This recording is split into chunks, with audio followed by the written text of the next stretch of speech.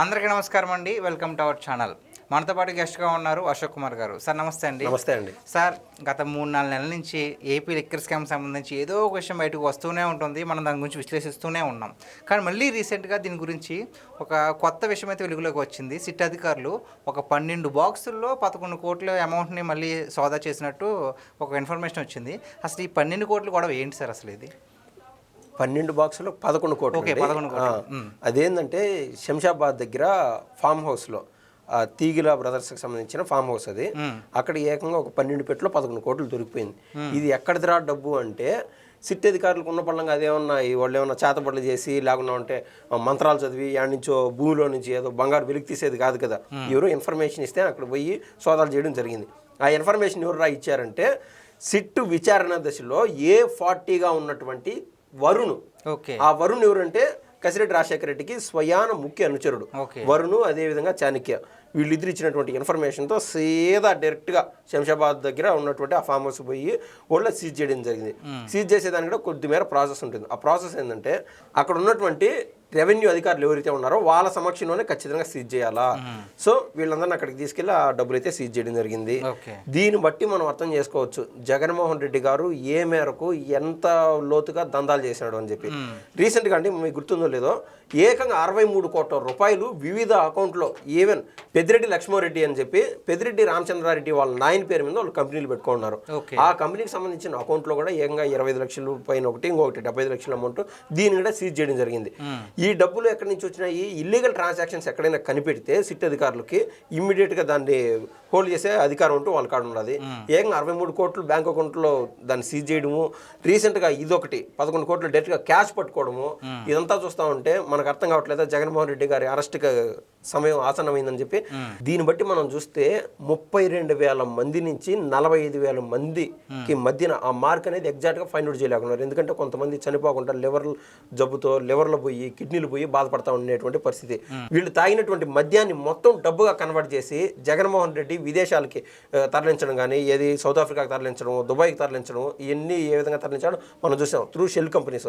ఆ షెల్ కంపెనీలు కూడా ఎక్కడో రాజస్థాన్లోనూ బీహార్లో ఒక ఆధార్ కార్డు తీసుకొచ్చి వాడికి 5,000 రూపాయలు ఇస్తారు, పాన్ కార్డు తీసుకొచ్చి వాడికి ఒక 3,000 రూపాయలు ఇస్తారు. రెండు అటాచ్ చేయడము, దానికి అడ్రస్ సపరేట్ అడ్రస్ ఏండో పుట్టించడము. వాడికి తెలియదు అసలు వాడు ఆధార్ కార్డు ఉండేది తెలీదు, పాన్ కార్డు ఉండేది తెలియదు. మనం ఈ మధ్య నాగార్జున గారి అదేవిధంగా ధనుష్ గారి ఒక సినిమా వచ్చింది కదండి కుబేరుడు, as it is exact process follow అయినారు. దాన్ని బట్టి అర్థం చేసుకోవచ్చు ఎంత మాస్టర్ మైండ్స్ దీంట్లో ఉన్నారు అని చెప్పి. ఇప్పుడు ఫామ్ హౌస్ల వ్యవహారం చూస్తే ఇక్కడ 11 కోట్లు దొరికింది. ఇంకా వాళ్ళు అన్నట్టు 7 డెన్నుల్లో ఈ లోపు వీళ్ళు కన్నా చక్క అంటే ఈ మధ్య లీకులు వస్తూ ఉండే విషయం మనం చూస్తున్నాం. ఈ లోపు అక్కడ ఉన్నటువంటి 100 కోట్ల డబ్బు ఎక్కడికి సరఫరా చేశారు, ఎక్కడికి తరలించారని చెప్పి త్రూ సీసీ కెమెరాస్ కూడా ఫైండ్ అవుట్ చేసే అవకాశం ఖచ్చితంగా ఉంది. అసలు మనం చెప్పినటువంటి ఈ 7 డెన్నుల్లో నిన్న పట్టుబడినటువంటి ఈ శంషాబాద్ దగ్గర 11 కోట్ల వ్యవహారం కూడా దాంట్లో లేదు. ఆ 7 డెన్నుల్లో ఆ ఫామ్ హౌసే లేదు. ఈ మధ్య సిటీ అధికారులు ఫైండ్ అవుట్ చేసి 305 పేజీల ఛార్జ్ షీట్ వదిలినారు కదా, దాంట్లో మనం మాట్లాడుతున్నటువంటి ఈ ఫామ్ హౌసే లేదు. అక్కడ కూడా డబ్బులు దొరికినాయంటే ఇంక ఎన్ని ఫామ్ హౌస్ల్లో డబ్బులు దొరుకుతుంది? ఇంకా వీళ్ళు చెప్పినటువంటి పేర్కొన్నటువంటి ఆ 7 డెన్నుల్లో ఉన్న పనులుగా సీజ్ చేస్తే అక్కడ ఎంత డబ్బులు దొరుకుతాయో చూడాల్సిన పరిస్థితి ఖచ్చితంగా ఉందండి. సార్, ఇంకా ఇది ఎప్పుడు కొలిక్కి వస్తుంది సార్? ఎప్పటి నుంచో ఏదో ఒకటి విషయం బయటకు వస్తూనే ఉంది. ఇప్పుడు మళ్ళీ 11 కోట్లు అంటున్నారు. ఇంకేమన్నా ఇలాంటి విషయాలు బయటకు వచ్చే అవకాశం ఉందంటారా? లేదంటే ఇప్పుడు మీకేమి జగన్మోహన్ రెడ్డి గారిని ఇమ్మీడియట్గా అరెస్ట్ చేయాలో మీరు చెప్పండి. అలానే కాదు సార్, అంటే నేనైతే కోరుకుంటున్నాను జగన్మోహన్ రెడ్డి గారు అరెస్ట్ ఇమ్మీడియట్గా ఉండకూడదు అని నేను అనుకుంటున్నా. ఎందుకంటే అతను పెద్ద తిమింగలం అయితే చిన్న చిన్న చేపలు అనేకం ఉన్నాయి. అనేకం ఏంటంటే దేశవ్యాప్తంగా చల్లా చెదిరైపోయి ఇప్పటికే 8 మంది ఎక్కడ పోయినారు, 6 మంది వచ్చి థాయిలాండ్ కేంద్రంగా పోయినారు, ఆ దేశంలో తలదాచుకున్నారు. ఇంకా 2 వచ్చి దుబాయ్లో ఉన్నారు. వీళ్ళందరూ మన దేశానికి వచ్చేది ఎప్పుడు వాళ్ళని కన్నా పట్టుకోకుండా ఉంటే ఇక్కడ చేసినటువంటి స్కామ్ వేరే చోట పోయి స్కామ్ చేసే ఖచ్చితంగా అవకాశాలు ఉన్నాయి కదా. వాళ్ళని పట్టుకోకుండా జగన్మోహన్ రెడ్డి గారిని ఉన్నపలంగా అరెస్ట్ చేస్తే ఆయన ఏమంటాడో ఉన్నపలంగా నా కక్షపూరితంగా అరెస్ట్ చేశారు అది ఇది చెప్తారు. దాదాపు 95 to 97% ఈ కేసు ఆల్రెడీ డీల్ అయిపోయింది. ఇంకా జగన్మోహన్ రెడ్డి గారు అరెస్ట్ ఒకటే మిగిలిండేది. కానీ ఆ 3%లో కూడా వీళ్ళు ఎవరైతే తప్పించుకొని తిరుగుతున్నారో ఇంకా తెలియని పేర్లు, మిథున్ రెడ్డి జగన్మోహన్ రెడ్డి గారిని కానీ ముందే అరెస్ట్ చేసింటే మిథున్ రెడ్డి అతనే సర్కిల్కే వచ్చేవాడు కాదు. ఇలా కక్షపూరితంగా ఏ విచారణ జరగదు. ఏమంటే జగన్మోహన్ రెడ్డి గారు సీఎంగా ఉన్నప్పుడు చంద్రబాబు నాయుడు గారి పైన కసితో యూకేలో ఉన్నప్పుడు ఆయన వ్యక్తాటహాసం చేస్తే ఏం చెప్పాడు, ఇక్కడికి వచ్చి చంద్రబాబు గారిని పోలీసు వాళ్ళు ఎత్తేసినప్పుడు నేను అక్కడ లేను, యూకేలో ఉన్నాను, దీనికి నాకు ఏం సంబంధం అయ్యా అని చెప్పి చిరునవ్వు చిందిస్తూ ఉన్నాడు. అది ఎక్కడ స్వయాన వాళ్ళ జగన్మోహన్ రెడ్డి గారికి సంబంధించిన అభిమానుల పేజ్లో వేశారు.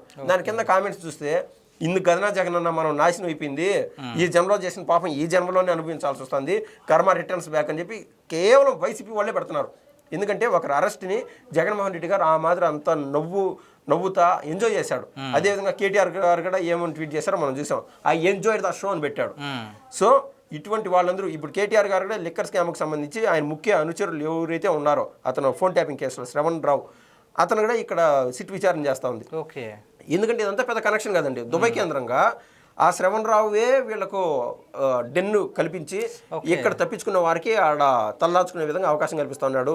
అదేవిధంగా మొబైల్ ఫోన్స్, ల్యాప్టాప్లు, ఏది 2024లో ఎలక్షన్లో వాళ్ళ ఓడిపోయిన అనంతరం ఇమీడియట్గా ల్యాప్టాప్లు కానీ మొబైల్ కానీ అన్నీ స్మాష్ చేసేయడము, డిమాలిష్ చేయడం జరిగింది. వాటిలో ఈ డబ్బులు ఎక్కడ తరలించాలో ఎక్కడ దాచిపెట్టాలన్నప్పుడు అక్కడ దగ్గరగా ఉన్నటువంటి శంషాబాద్కి సంబంధించిన ఫామ్ హౌస్లో దాచిపెట్టడం జరిగింది. సో ఎక్కడ దాక్కున్నా ఎక్కడ దాచిపెట్టినా కూడా ఈ మనీ ట్రయల్ జరుగుతూ ఉంది. ఈడీ ఇమీడియట్గా ఎంటర్ అవుతుంది. ఈడీ ఎంటర్ అయిందంటే జగన్మోహన్ రెడ్డికి దబిడి అని చెప్పడంలో ఎటువంటి ఆశ్చర్యం లేదండి. మీరేమో జగన్మోహన్ రెడ్డి గారు ఇంకా అరెస్ట్ అవ్వకూడదని మీరు అనుకుంటున్నారు. అవ్వకూడదని కోరుకోవట్లే. ఇప్పుడు ఒకటండి, అది కొన్ని సినిమాలు ఉంటుంది కదా, ఒక ఇసుకని గట్టిగా పిడికిలు బిగించినామనుకో వేల సందుల నుంచి జారిపోతూ ఉంటుంది. ఓకే, అదే కన్నా ఒక రాయిని పట్టుకుంటే రాయి నేతను జగన్మోహన్ రెడ్డి ఇమీడియట్గా పట్టుకోవచ్చు, పెద్ద మ్యాటర్ ఏం కాదు. కానీ జగన్మోహన్ రెడ్డి గారికి సాయపడిన వాళ్ళందరూ కూడా తప్పించుకొని తిరుగుతారు. ఆ తప్పించుకొని తిరిగినప్పుడు జగన్మోహన్ రెడ్డి కాకుంటే ఇంకొక రెడ్డి, లేకుంటే ఇంకొక అతను, లేకుంటే వేరే సీఎం అక్కడ పోయి వాలిపోతారు. అక్కడ వాళ్ళపై దేశంలో ఎంతమందికో వీళ్ళు అందరినీ నాశనం చేసే విధంగా తయారవుతారు. ఒక్కొక్కరు కనీసం 3 కోట్లు తీసుకుంటారు అంటారు మీరు. అది ఆ చాణిక్య కావచ్చు, లేకుండా ఉంటే ఆ దిలీప్ కావచ్చు, లేకుండా ఈ వరుణ్ కావచ్చు, ఈ మేరకు సాయం చేసిన అతను కనీసం 3 కోట్లు తీసుకుంటారా? వాళ్ళ కనుసన్నల్లోనే 11 కోట్లు ఉన్నప్పుడు కసిరెడ్డి రాజశేఖర రెడ్డి వీళ్ళందరూ అరెస్ట్లు అయినారు. వీళ్ళు ఎప్పుడు ఆ డబ్బు తీసుకొని పారిపోయినకూడదు. ఆ డబ్బులు కూడా తీసుకొని పారిపోలేదంటే ఎంత పక్కడ్బందీగా సీసీ కెమెరాలు కానీ అన్నీ దాన్ని లిస్ట్ అవుట్లో పెట్టున్నారు. జగన్మోహన్ రెడ్డి గారి కనుసన్నలో ఉండాలి ఈ ఫామ్ హౌస్ కానీ పలానా డెన్నులు కానీ అని చెప్పి పూర్తి సెక్యూరిటీలో పెట్టినారు. దాన్ని బట్టి మనం అర్థం చేసుకోవచ్చు ఎంత వ్యవస్థీకృతంగా వీళ్ళు ఈ యొక్క మాఫియా తయారైంది అని చెప్పి.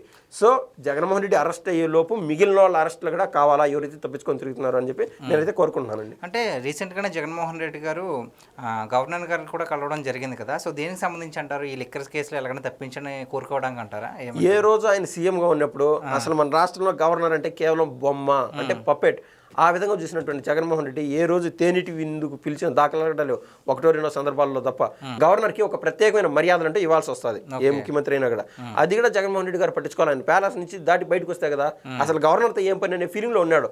అటువంటి జగన్మోహన్ రెడ్డి ఇవాళ ఉన్న పళ్ళంగా సతీ సమేతంగా ఆయన వచ్చినాడంటే ఇప్పుడు సహజంగా అండి, మీరు ఏదన్నా మా ఇంట్లో పెళ్ళికో పలానా బర్త్డేకో రావాలంటే నేను వచ్చి తమ్ముడు మన ఇంట్లో పుట్టినరోజు ఉన్నది నువ్వు రావాల్సిందే అని ఒక మాట అంట, నువ్వు అట్నే ఇలా అంటావు, మర్చిపోతావు.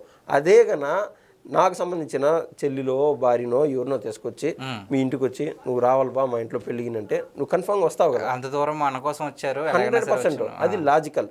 ఆ రకాన జగన్మోహన్ రెడ్డి గారు వాళ్ళ సతీమణిని తీసుకెళ్లి ఆయన మర్యాదపూర్వకంగా కలిసినప్పుడు వీళ్ళు అడిగే కోరిక ఆయన మైండ్లో ఉంటుంది గవర్నర్ గారి మధ్యలో.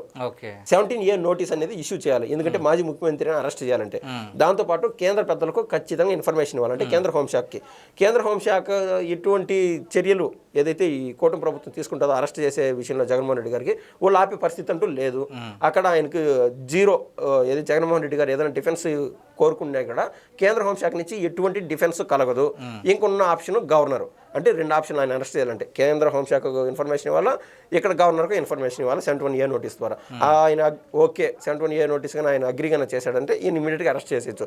ఇప్పుడు మీ వరకు ఆ నోటీస్ వచ్చినప్పుడు దయచేసి నన్ను కొంచెం కన్సిడర్ చేయండి సార్ అని అడిగే ఛాన్స్ అంటూ ఉంది.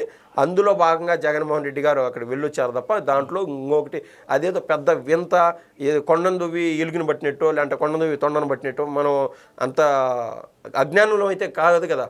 ఈ సమయంలో గవర్నర్ పైన అంత ప్రేమ జగన్మోహన్ రెడ్డి గారికి వైసీపీ కార్యకర్తలు ఎంతమంది ఎంతమంది బాధపడుతున్నారు ఏది జగన్మోహన్ రెడ్డి గారు గతంలో బిల్లులు ఎగరగొట్టిన దానికి వాళ్ళ కాడికి పో నెక్స్ట్ మనం అధికారంలోకి వస్తాం ఓపిక పట్టండి దానికి వడ్డీతో కలిపి మీకు అవకాశం మేము ఇస్తాము డబ్బులు అని చెప్పి వాళ్ళని దగ్గర పిలుచుకొని మాట్లాడమని ఎందుకంటే అన్యాయం బాధపడేవాళ్ళు గవర్నర్ ఒక్కడైనా మనిషి ఒక రకంగా చెప్పాలంటే అట్లా కాదు కదా సో ఏం అవసరం ఉంటే తప్ప మినిమం 2 నిమిషాలు 3 నిమిషాలు కూడా ఎవరికి టైం ఇచ్చే పరిస్థితే లేదు గతంలో కనీసం ఎమ్మెల్యేలు కూడా ఆయన దర్శనానికి చాలా బాధపడినారంటే మనం చూసాం అటువంటిది ఈయనంతటికైనా గవర్నర్కి అడిగినాడంటే ఆ 71A నోటీస్ అనేది ఆయన మెడ మీద కత్తి మాదిరి వేలాడుతుంది అదండి థ్యాంక్ యూ సో మచ్ అండి ధన్యవాదాలండి